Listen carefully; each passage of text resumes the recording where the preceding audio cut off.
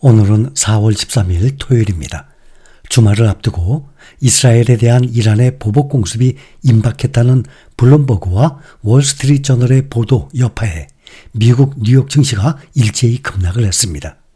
또한 미국 대형 은행인 JP모건이 공개한 올해 연간 실적 전망치가 예상을 벗어난 것으로 나타나서 은행 위기와 어닝 시즌에 대한 불안감이 시장을 짓눌렀습니다.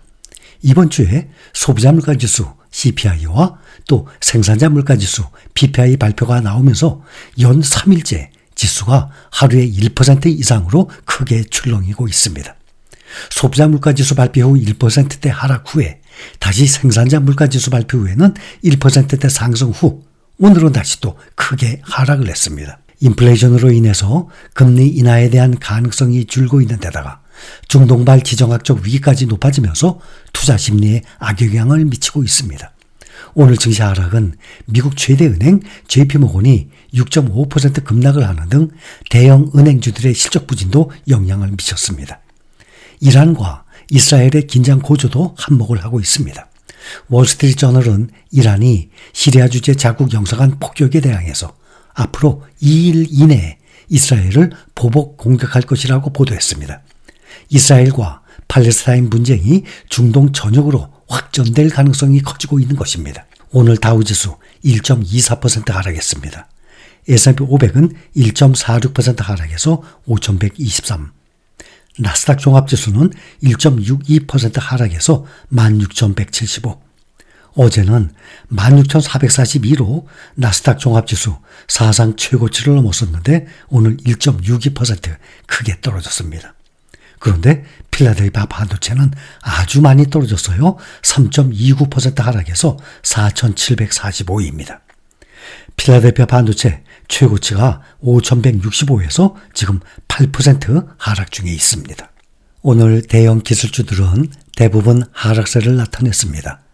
어제 사상 최고치로 마감을 했던 아마존은 1.54% 하락했고 알파벳과 엔비디아도 각각 1.05%, 2.68% 하락했습니다.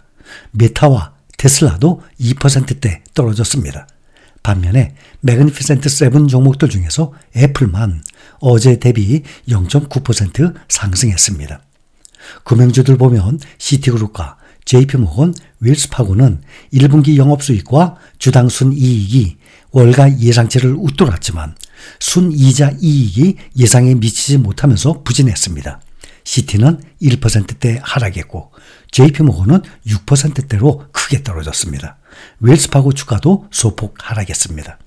미국의 금융주 시가총액 1위 JP모건과 2위 뱅크 오브 아메리카, 또 3위 웰스파고, 또 시티그룹, 골드만삭스 이렇게 대형 금융주들의 5년간의 주가 상승률을 비교를 해보면 JP모건이 60% 상승, 뱅크 오브 아메리카가 18%, 웰스파고도 똑같이 18% 상승했습니다.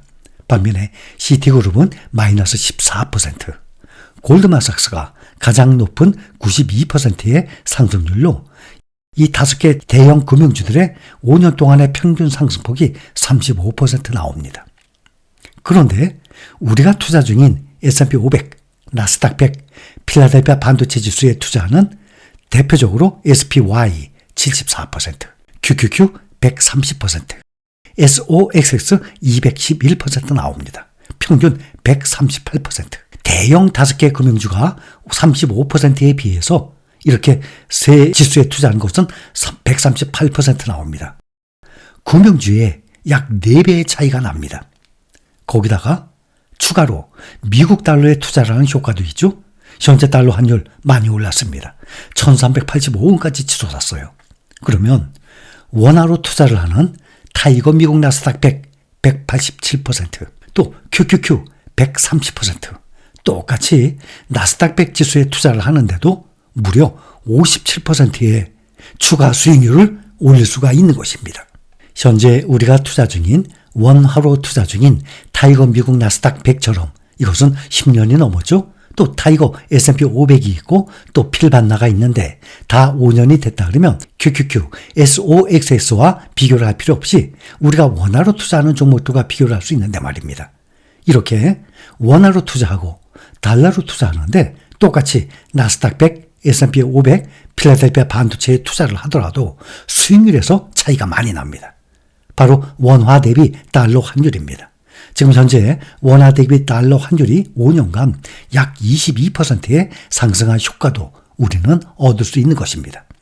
이렇게 우리의 주 투자 타겟, 우리는 주로 어디에 투자하냐면 미국 주식 시장입니다. 아주 가장 중요한 것입니다. 이것을 잊지 말아야 합니다. 거기다가 추가로 투자하는 2차 전지가 미국에 없기 때문에 중국과 우리나라에 투자를 하는 것입니다. 그런데 이것이 주객이 전도가 되는 사람들이 있어요. 거꾸로 투자합니다. 이 2차 전지에 몰빵을 한다든지 그렇게 되면 수익률에서 차이가 많이 나게 되는 것이죠. 특히 오늘 미국장 보면 한국의 이커머스 기업인 쿠팡이 무려 11% 이상 상승해서 눈길을 끌었습니다. 쿠팡은 신규 회원의 와우 멤버십 가격을 58% 인상한다고 발표한 후에 주가가 폭등을 했습니다. 유료 멤버십인 와우 멤버십 월 회비는 현재 4,990원에서 7,890원으로 오를 예정입니다. 지난해 말 기준 와우 멤버십 회원은 약 1,400만 명으로 집계됐습니다. 금융주의 시가총액 1위 JP모건의 1분기 영업수익이 425억 5천만 달러로 전년 동기 대비 8% 증가했습니다. 1분기 주당 순이익은 4.44달러였습니다.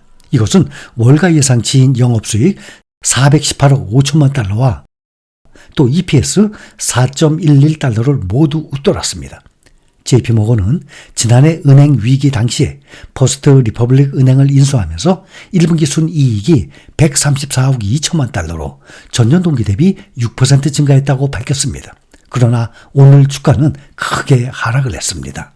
반도체 쪽을 보면 중국 정부가 자국 이동통신 업체들의 외국 반도체 퇴출을 지시함에 따라서 미국의 인텔과 AMD가 타격을 입을 것으로 예상된다는 보도가 나왔습니다.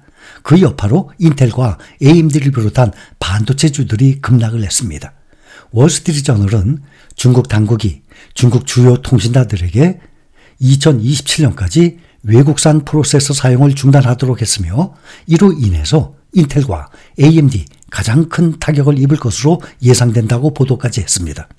중국의 공업정보화부는 올해 초 차이나 모바일, 차이나 유니콤, 차이나 텔레콤 등 중국의 3대 국영 이동통신사의 네트워크 핵심 장비인 외국산 프로세서를 단계적으로 퇴출하라고 지시했습니다. 차이나 모바일과 차이나 텔레콤은 급성장 중인 중국의 클라우드 컴퓨팅 데이터 센터용 서버 수천 대를 구매하고 있었고 인텔과 AMD의 주요 고객입니다. 인텔과 AMD는 서버에 사용되는 중앙처리장치 CPU 시장에서 가장 큰 점유율을 차지합니다. 올해는 인텔이 글로벌 시장에서 71%를, AMD는 23%를 차지할 것으로 전망을 하고 있습니다. 또 중국은 반도체 업체들에게 가장 중요한 시장 중에 하나로 꼽힙니다. 인텔의 경우 중국이 최대 시장으로 작년 회사 매출의 27%를 차지했습니다.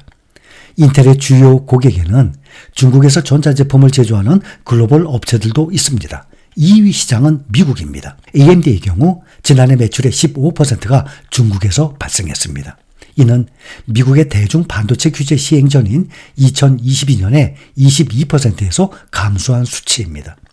미국이 국가안보 우려를 이유로 중국산 통신 장비를 금지하고 AMD와 엔비디아를 포함한 미국 반도체 회사들이 중국 기업의 인공지능 칩 등의 첨단 반도체 수출을 제한하고 미중 기술 경쟁이 격화되고 있습니다. 이런 가운데 중국도 미국 기술에 대한 의존도를 낮추기 위한 조치를 취하고 있는 것입니다. 월스트리트저널의 이 보도 후에 인텔과 AMD의 주가는 급락했습니다. 오늘 인텔의 주가는 5.16% 급락한 35.69달러 거래를 마쳤습니다. 또 AMD는 4.23% 떨어진 163.28달러를 기록했습니다. 미국 반도체 모임인 필라델피아 반도체 지수가 오늘 크게 떨어졌어요. 3.29%로 크게 하락했습니다.